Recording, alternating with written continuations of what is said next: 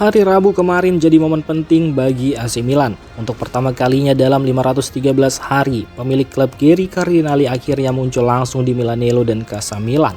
Kehadirannya langsung menyita perhatian.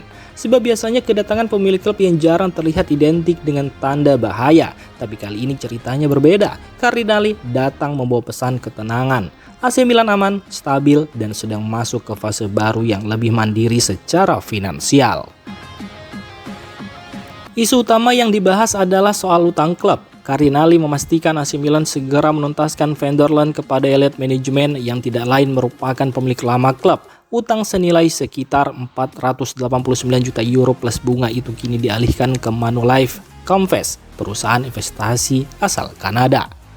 Langkah ini memberi keuntungan besar bagi Milan, sebab dengan begitu klub kini punya kendali penuh tanpa bayang-bayang Elliott di jajaran direksi, sekaligus menikmati bunga pinjaman yang lebih rendah.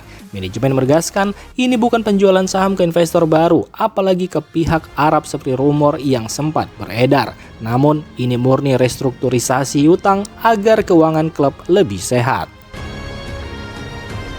Pergantian pemberi pinjaman sempat memicu spekulasi soal posisi CEO Giorgio Forlani yang dikenal dekat dengan Elliott. Namun kabar terbaru memastikan Forlani tetap aman. Manajemen berjalan normal tanpa rencana perubahan besar.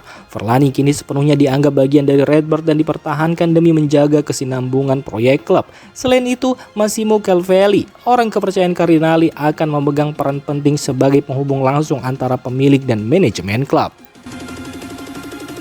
Dari sisi olahraga, Cardinali juga bertemu dengan Massimiliano Allegri, Zlatan Ibrahimovic, dan Iglitare. Ia menyampaikan apresiasi atas performa tim yang belum terkalahkan dalam 20 pertandingan dan tetap menjaga asa meraih Scudetto. Tidak hanya itu, Cardinali juga berdiskusi dengan Presiden Paolo Scaroni terkait proyek stadion baru Milan bersama Inter yang saat ini desainnya sedang digarap oleh Foster and Partners. Menjelang sorenya, Cardinali langsung meninggalkan Milan dan dipastikan tidak akan menyaksikan laga kontra AS Roma. Namun pesan utamanya sudah tersampaikan. AC Milan sedang berada di jalur yang benar, dengan fondasi yang lebih kuat, stabil, dan jelas ke depannya.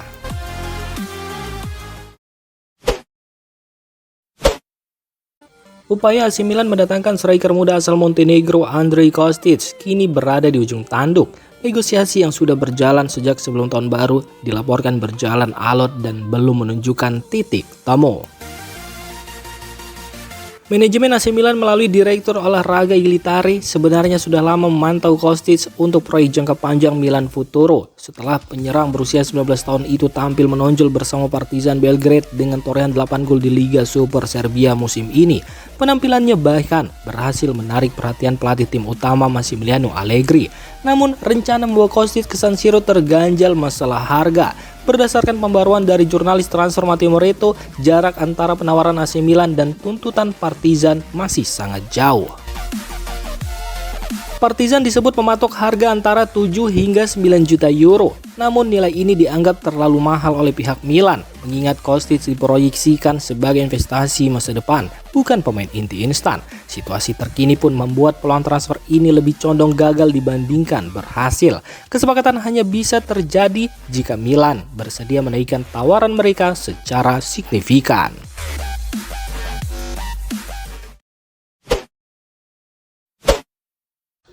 AC Milan sedang menghadapi keputusan sulit soal masa depan Ruben Loftus-Cheek, sebab ini bukan sekedar pilihan antara memperpanjang kontrak atau melepas pemain, melainkan soal risiko finansial yang cukup besar. Saat pertama datang di era Stefano Pioli, Ruben Loftus-Cheek tampil gemilang dan menjadi salah satu musim terbaik dalam karirnya. Namun kondisinya kini jauh berbeda di bawah asuhan Massimiliano Allegri dengan perannya mengecil dan ia tak lagi menjadi pilihan utama. Gelandang asal Inggris itu akan berusia 30 tahun dalam waktu dekat. Statusnya pun berubah, bukan lagi pemain potensial, melainkan pemain berpengalaman yang mulai mendekati fase akhir karirnya. Masalah utama ada pada peran dan gaji. Sebagai pemain pelapis, Loftus-Cheek memang berguna karena fleksibilitasnya. Namun gaji bersih sebesar 4 juta euro per musim dinilai terlalu tinggi untuk pemain yang jarang jadi starter, meski Milan masih terbantu oleh keringanan pajak. Waktu juga terus menekan Milan. Jika tidak ada keputusan, kontrak Loftus-Cheek akan habis pada Juni 2027. Artinya dalam 18 bulan ke depan, ia berpotensi pergi secara gratis. Menurut laporan Fabrizio Romano, negosiasi kontrak sebenarnya sudah mulai dibuka. Namun sinyal yang muncul kurang positif karena sang pemain disebut tidak tertarik untuk menurunkan gajinya. Situasi ini membuat manajemen Milan, khususnya Iglitari, harus bergerak cepat bersama Allegri. Dengan adanya ketertarikan dari klub-klub Liga Inggris termasuk rumor Manchester United, Milan dihadapkan pada dua pilihan besar, yakni mempertahankan Loftus-Cheek dengan biaya mahal atau menjualnya sekarang selagi nilainya masih cukup tinggi.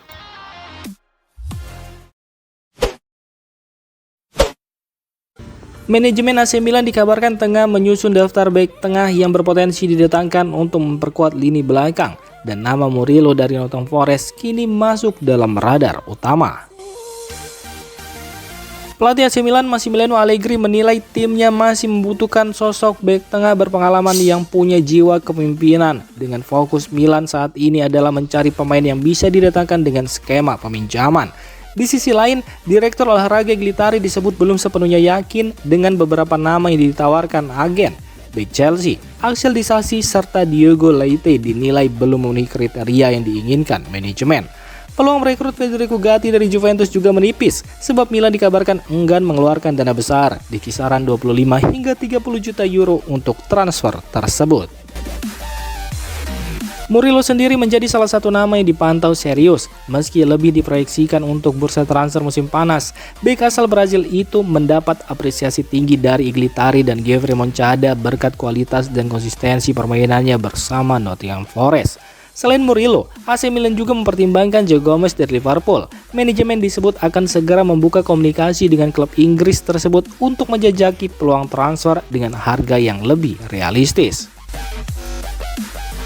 Nama lain yang tak luput dari perhatian adalah Thiago Gabriel, bek muda Lecce yang tampil solid dan menjadi tulang punggung pertahanan timnya. Penampilan impresifnya di San Siro akhir pekan lalu semakin menguatkan minat AC Milan terhadapnya.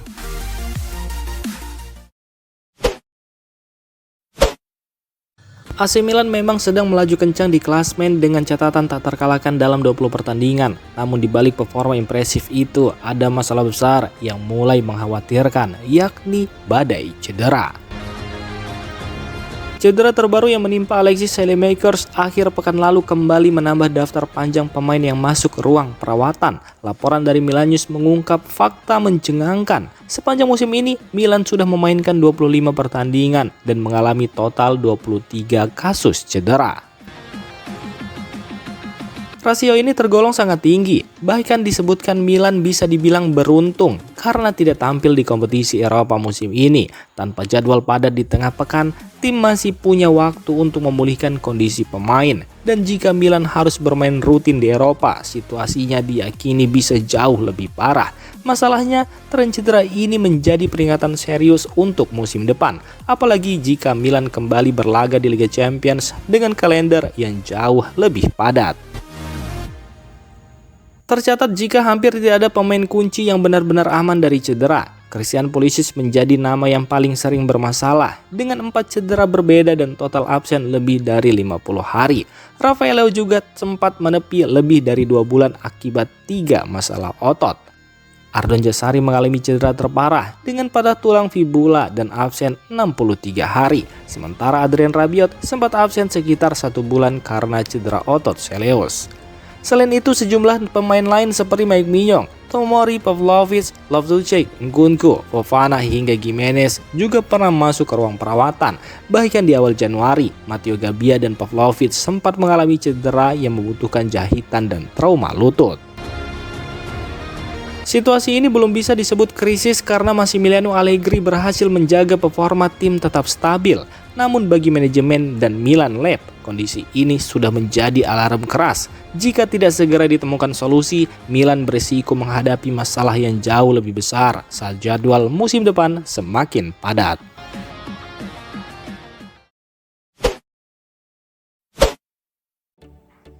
Demikian informasi dunia sepak bola terupdate hari ini. Untuk kamu yang gak mau ketinggalan seputar informasi sepak bola Eropa, silahkan like, subscribe, dan share video ini. Terima kasih.